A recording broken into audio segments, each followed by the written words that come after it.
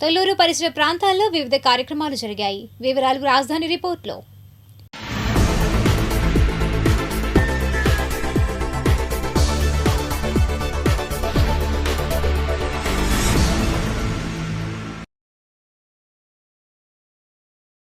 5 రాష్ట్రాల ఎన్నికలలో 3 రాష్ట్రాల్లో బీజేపీ విజయం సాధించిన సందర్భంగా కార్యకర్తలు సంబరాలు నిర్వహించారు. ఈ మేరకు భారతీయ జనతా పార్టీ నాయకులు మార్తా రవికుమార్ సిటీ న్యూస్తో మాట్లాడారు.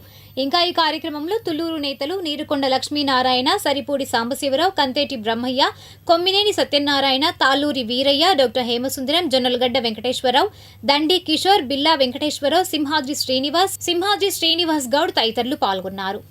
5 రాష్ట్రాల ఎన్నికలలో 3 రాష్ట్రాలలో భారతీయ జనతా పార్టీ మిత్రపక్షాలతో 3 రాష్ట్రాలు గెలుచుకున్న 5 రాష్ట్రాల్లో అందుట్లో ముఖ్యంగా ఏదైతే పశ్చిమ బెంగాల్లో అవినీతి కానీ అహంకారంతో తలకెక్కి అధికార మదంతో రౌడీలతో గోండాలతో రౌడీజం చేయించి ఒక సామాన్య మానవుడు బయటికి వచ్చి ఓటేసుకునే స్వతంత్రం కూడా లేకుండా చేసి 15 సంవత్సరాలు పాలించాలని రౌడీజం గూండాయిజం అడ్డం పెట్టుకొని పరిపాలించిన ఎవరైతే అహంకారం తలకెక్కిందో మమతా బెనర్జీ, ఆ మమతా బెనర్జీని 2 సార్లు పోటీ చేస్తే 2 సార్లు కూడా ఓడించిన ఘనత భారతీయ జనతా పార్టీ నరేంద్ర మోడీ గారి వాక్పటిమతో ఆయన నాయకత్వం నడిచిన భారతీయ జనతా పార్టీదని చెబుతున్నాం. దానిలో భాగంగానే ఈరోజు భారతదేశం మొత్తం ఈ 5 రాష్ట్రాల్లో 2 రాష్ట్రాలు మాకు అంతమంది అధికారంలో ఉన్నాయే వచ్చేసి, కానీ ముఖ్యంగా పశ్చిమ బెంగాల్లో మేము గెలవటం వల్ల భారతదేశం మొత్తం ఆ పార్టీలు ఈ పార్టీలు ప్రతి ఒక్క ప్రజానికం దీన్ని హర్షధ్వానాలతో అభినందిస్తున్నారు. అందుట్లో భారతీయ జనతా పార్టీ ఎన్డీఏ కేంద్రంలో అధికారం ఉన్నటువంటి ఎన్డీఏ ప్రభుత్వం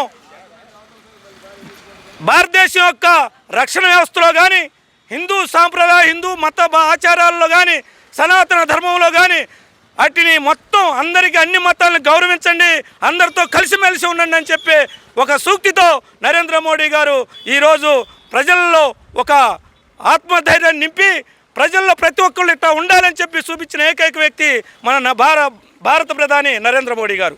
నేను ఒకటే చెబుతున్నాం, ఇప్పుడైనా వివిధ రాష్ట్రాల్లో ఉన్న ప్రాంతీయ పార్టీలు కావచ్చు, అలానే కాంగ్రెస్ పార్టీ కావచ్చు, అధికారం ఉంది మనం 30 ఏళ్ళు వెళ్తాము అని ఎవరైనా అహంభావంతో పోతే దానికి చరిత్ర నిన్నే చెప్పింది. తమిళనాడు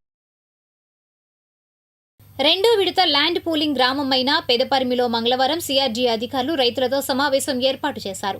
రైతులు తమ అభిప్రాయాలను వెల్లడించారు. మాకు 1 ఎకరానికి 1500 గజాలు 3 లక్షల రుణమాఫీ తప్పనిసరిగా ఇవ్వాలని రైతులు డిమాండ్ చేశారు. ప్రాసెస్లో అయితే ఉందండి, సరిపోతే మాత్రం పక్కన పెట్టే ప్రసక్తి ఉండదు. మీరు కూడా ఉండాలి.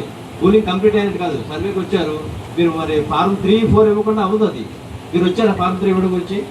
ఫార్మ్ 3 ఇచ్చారా? ఫార్మ్ 3 లేదు, ఫార్మ్ 3 ఇవ్వలేదు మీరు. రండి మీరు ఎంతకాలం రాకుండా ఉండడానికి ఎప్పుడు చేస్తారు? ఆ 30 ఎకరాలు ఇవ్వట్లా. ఇప్పుడు మరి దాని పరిస్థితి ఏంది? కౌలు ఎమ్మటినే ఇచ్చేస్తారా? లేకపోతే చేను పక్క నలుగురు రారు, మీ కొలతకి రాళ్ళు లేవు. ఇప్పుడు వాడి సంగతి ఏంది? అది కౌలు ఎలా ప్రొసీడ్ చేస్తారు మీరు? వాళ్ళు ఎవరో రావట్లేదు. ఇప్పుడు దానికి సొల్యూషన్ ఏంటి? ఆ కౌలు మీరు 30 ఎకరాల్లో 15 సెంట్లు ఇస్తే మీరు కౌలు వేసేస్తారా వాళ్ళకి? వాళ్ళ భూమి ఉందో లేదో మీరు తెలుసుకోవాలి. ఒకవేళ భూములు ఇవ్వాల్సిందేనా అంటే ఇటు వచ్చి మీరు వచ్చి పొద్దు మా కుటుంబం కూర్చుంటారు? చెప్పండి అంటే మీ క్వశ్చన్ ఏంటంటే హైక్ ప్రైసెస్ హైక్ అయింది ఇప్పుడు నేను చెప్పేది మా రిక్వెస్ట్ కాదు. 10 సంవత్సరాల క్రితం 1250 గజాలు అదే గజాలు, ఇప్పుడు పెంతరా? మాకు 1500 గజాలు 3 లక్షల రూపాయలు తీసేయటం. ఇంకోటి ఏంటంటే ఇప్పుడు మేము గెలిపించిన ఎమ్మెల్యేకి అన్ని అలయన్స్లు ఉంటాయి, ఎంపీకి అలయన్స్లు ఉంటాయి, ప్రభుత్వ ఉద్యోగాలు అందరికీ ఉంటాయి. 50 సెంట్లు మేము అడుక్కునే వారి కానించి ప్రధానమంత్రి కానించి సీఎం కానించి రాష్ట్ర ప్రజలందరికీ భూమి త్యాగం చేస్తున్నాం. మా అంతటా మేము వచ్చి మీకు ఇస్తామని మేము అట్లా, మీరే మా దగ్గర రైతు దగ్గరకు వచ్చారు. మరి రైతుకు న్యాయం చేయవలసిన బాధ్యత మీకుందిగా. ఎర్రపాలెంలో 1450 గజాలు ఇస్తున్నారు. ఉడా అంటే గవర్నమెంటేగా. మంగళగిరి 1800 గ్యాస్ ఇచ్చారు. మరి ఇక్కడ మరి మేము చేసుకున్న పాపం ఏంటి? ఇంకా 1250 చెప్తే మిగతా ఇంకా పెంచిన అధికారులు ప్రభుత్వానికి లేదా? గవర్నమెంట్ పాలసీ అండి. ఎట్లా? ఎందుకు పాలసీ? మీకు ఎమ్మెల్యేకి ఎంపీలకి ఎన్ని ఫ్రీ అలవెన్స్ ఇచ్చినప్పుడు, ప్రభుత్వంలో ఉద్యోగస్తులకు అందరికి ఇచ్చినప్పుడు రైతుకి ఎందుకు ఇవ్వకూడదు? అయితే రైతు ముందు పురుగు మందు అది చెప్తేనేమన్నా ఓం నమ శివాయ. అదే ఎంప్లాయీ కానీ లేకపోతే వాళ్ళ పిల్లలకో వాళ్ళ తల్లిదండ్రులకో ఎవరో ఒకరు ఎంప్లాయీస్ ఉద్యోగాలు ఇస్తున్నారుగా. వాస్తవం కదా? 1500 మేడం పొద్దుకులు మీరు మీటింగ్ చెప్పినా కూడా ఇంకా 10 రైతులు అనేది ఉరియదు. ఇప్పుడు మొన్న రిజల్ట్ వచ్చింది, నిన్న మొన్న తమిళనాడు రిజల్ట్ వచ్చిందిగా. రేపు ఎప్పుడు 2029 ఏం జరిగిందో చెప్పలేము. రైతులు ఏమైనా పొరపాటున మేము ఇచ్చామనుకో, రేపు ఒకడు ఎవడో సైకోడు వచ్చాడు, మా పరిస్థితి ఏంది? మమ్మల్ని ఆగిచ్చే నాదులు ఎవడు? మమ్మల్ని ఆగిచ్చే నాదులు లేడు. మీరు అర్థం చేసుకోవాలి. ఎంప్లాయీస్ ఒక మీరు జన్మించిన తల్లితో సమానం. మీరు ప్లాట్ సైజ్ 1500 అది మాకు ఎప్పుడు మొత్తం పూర్తి చేసి ఇస్తారు. మా ప్లాట్లు మాకు 3 లక్షలు అంటే అది గవర్నమెంట్ కాదండి.